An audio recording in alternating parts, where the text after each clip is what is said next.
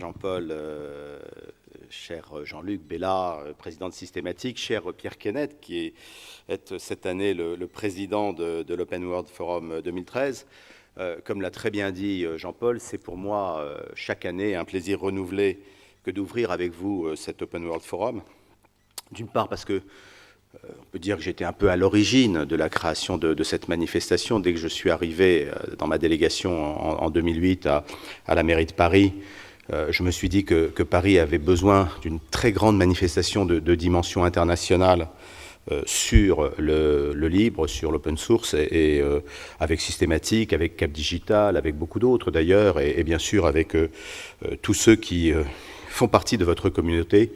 Nous avons travaillé, et c'est pour ça que nous sommes à la 6e édition, et que chaque année, cet événement prend une ampleur et s'agrandit et se développe et rencontre la notoriété internationale. Et c'est aussi pour moi, vous le savez tous, l'année prochaine il y a des élections, donc il est possible que ce soit ma dernière intervention devant l'Open World Forum, et donc c'est à ce double titre. Jean-Paul Planchou a beaucoup plus de chance que moi, parce que si je me souviens bien, les élections régionales, c'est en 2015. C'est cela. Vous avez un an de sursis, c'est ça. Et donc, je vais peut-être faire une intervention un petit peu plus personnelle à cause de ces circonstances particulières. D'abord, je voudrais vous dire, là je partage le point de vue aussi bien de la ministre que du vice-président du Conseil régional, que cet événement est essentiel pour Paris et pour sa région, pour que Paris s'impose dans le secteur des logiciels et des contenus ouverts, qui sont des moteurs du développement de l'économie numérique. Nous disposons, chacun le sait bien maintenant, les chiffres sont là, d'un écosystème exceptionnel, et votre manifestation permet de valoriser cet écosystème, de démontrer son potentiel. Mais si l'Open World Forum revêt une telle importance à mes yeux, ce n'est pas seulement à cause de sa dimension économique et de son potentiel économique. C'est aussi parce que les valeurs qu'il exprime intéressent la société dans son ensemble. L'esprit de l'open source, c'est la connaissance partagée, c'est la confiance, c'est la liberté de diffusion. En d'autres termes, c'est l'économie collaborative et la société de confiance. Et pour porter ces valeurs, le logiciel libre, c'est avant tout une communauté vivante, diverse, parfois rebelle, parfois casse-pied, mais toujours très intéressante. Et les valeurs de votre communauté sont pour moi indispensables à l'innovation ouverte et à l'intelligence collective, qui sont les deux piliers de l'économie de la connaissance, et même, on peut le dire, de la société de la connaissance. Alors je sais bien que valoriser son auditoire, ça fait partie du point de passage obligé de tout orateur politique qui vient ouvrir un forum ou une convention. Ça fait partie des circonstances, si vous voulez. Alors, quand même, pour plaider en faveur de ce que je défends, je voudrais quand même dire quelques mots sur ce que fait la ville de Paris, concrètement, en matière de format ouvert et de logiciels libres. Ce que je veux dire, c'est que pour nous, ce ne sont pas des incantations, ce sont des choses qui se traduisent par des actes. Et puisque le thème de cette édition 2013 est « How to make it happen », je vais vous proposer quelques réflexions personnelles sur ce thème. Alors, je vais partir d'un point de vue historique, si vous voulez. En changeant de siècle, nous avons changé de dimension politique et économique. On parle de globalisation, on parle de mondialisation, on parle de e-économie, de nouvelle économie. Tous ces mots servent à désigner une transformation du marché et de la planète qui est considérable. On parle de réchauffement climatique, il y a des enjeux qui sont des enjeux qui dépassent largement la taille des États-nations. Et de ce point de vue-là, si le XXe siècle a été le siècle des États-nations en politique, cette échelle prévalait sur tous les sujets, peu importe le sujet, on peut considérer que les choses sont en train de changer et que le XXIe siècle connaît des institutions à la fois plus larges et plus étroites. Les institutions plus larges, ce sont les grandes institutions internationales. Nous avons l'Union européenne, il y a le Mercosur, il y a le NAFTA, il y en a beaucoup d'autres. Mais en parallèle, une force nouvelle émerge et caractérise peut-être le XXIe siècle.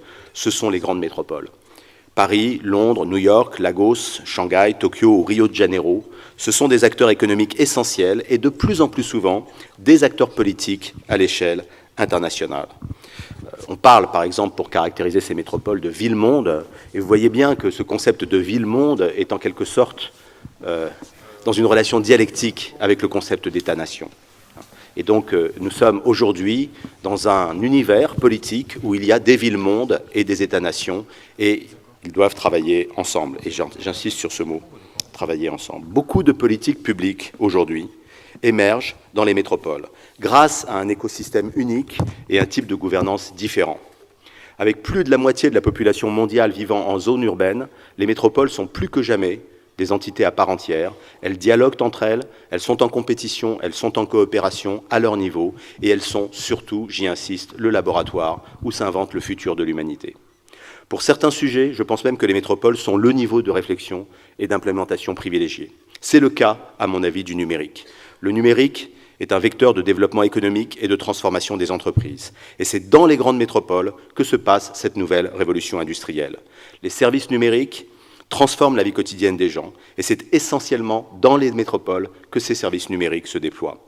Il y a dans les grandes villes, comme Paris, et quand je parle de Paris, je parle du Grand Paris, je parle de la région Île-de-France, naturellement, il y a dans ces grandes métropoles un mélange unique de scientifiques, d'ingénieurs, de designers, d'artistes, qui créent les conditions d'un Big Bang, une synergie exceptionnelle, une volonté de transformer la ville grâce au numérique et de transformer le numérique grâce à la ville.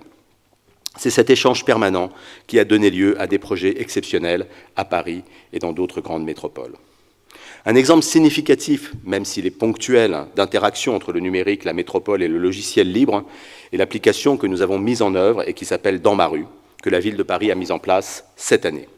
Cette application, qui est inspirée du Fix My Street anglo-saxon, permet à tout citoyen de signaler les anomalies constatées dans la rue. Chaque Parisien peut devenir ainsi un acteur de sa ville et participer à l'amélioration de l'espace public. Lorsqu'il géolocalise un problème, le citoyen déclenche une alerte auprès des services les plus proches qui pourront alors intervenir. Et le système, bien sûr, est interconnecté avec le back-office de la ville. Le système est d'ailleurs très similaire à un système de gestion des bugs comme Bugzilla ou comme Mantis. Je vous invite à aller voir le stand de démonstration des logiciels open source développés pour Dans ma rue, puisque des agents de la ville seront présents à l'Open World Forum samedi toute la journée. En publiant en open source le code des applications mobiles, ainsi que celui du dispositif de gestion utilisé par les services de la ville, ils peuvent être adaptés et réutilisés librement par d'autres territoires et améliorés par d'autres développeurs. Par ailleurs, le back-office de Dans ma rue, ainsi que le front-office formulaire web sont sous Lutèce. Alors, certains d'entre vous connaissent Lutèce. Lutèce, c'est un pur produit open source de la ville de Paris qui mérite qu'on s'y attarde un petit peu. Lutèce est un moteur de portail qui permet de créer des sites internet et intranets avec des fonctions de gestion de contenu avancées. En développant son propre CMS depuis 2001, la ville de Paris a été la première ville en Europe à mettre en place une stratégie s'appuyant totalement sur le monde du libre. Cela comprend l'utilisation d'outils libres éprouvés, la diffusion à la communauté et le soutien de celle-ci, le développement ouvert et participatif et la mutualisation. Ainsi, plus d'une soixantaine de sites qui utilisent Lutèce, par exemple les sites des mairies d'arrondissement ou le site paris.fr, l'ont fait évoluer et l'ont rendu de plus en plus simple à configurer. Son utilisation pour Dans ma rue prouve bien l'étendue de ses possibilités. La métropole parisienne est donc un lieu privilégié pour l'émergence d'outils numériques innovants. L'aspect très concret des problématiques des métropoles leur permet d'associer les citoyens dans la réflexion en amont, la prise de décision et la mise en place des politiques. L'échange doit bien entendu aller dans les deux sens. Si les citoyens s'impliquent dans la gestion de leur ville, les services de la ville doivent se montrer, eux, plus accessibles, travailler dans la transparence et le partage d'informations, ouvrir des fenêtres d'opportunités aux citoyens. C'est là le cœur de la gouvernance ouverte. C'est dans cette perspective que la ville de Paris a développé une politique d'open data d'envergure. Nous avons pensé qu'il était du devoir d'une métropole comme Paris, qui produit des milliers et des milliers de données, de partager son patrimoine immatériel avec tous ses habitants. Cette politique d'open data permet aux chercheurs de nourrir leurs travaux, aux développeurs de créer des services innovants, aux citoyens et journalistes d'y trouver des informations brutes, et enfin aux entreprises de donner une valeur ajoutée à ces données. Le site opendataparis.fr est aussi un lieu d'échange où les internautes peuvent commenter les données, dialoguer sur un forum et échanger sur Twitter. Avec ce type d'initiative et d'autres à venir, les métropoles deviendront le berceau de la co-gouvernance. Grâce au numérique, la ville tout entière devient un terrain d'expérimentation et les citoyens deviennent des co-concepteurs de la ville. Or, le citoyen co-concepteur, c'est la figure du logiciel libre. Nous avons besoin de l'open source pour développer la co-gouvernance. Les valeurs de l'open source doivent inspirer toute la société. Pour réaliser le souhait de cette édition 2013, Make it happen, je n'ai qu'un conseil. Faites des métropoles le terrain privilégié de vos initiatives. Je vous remercie.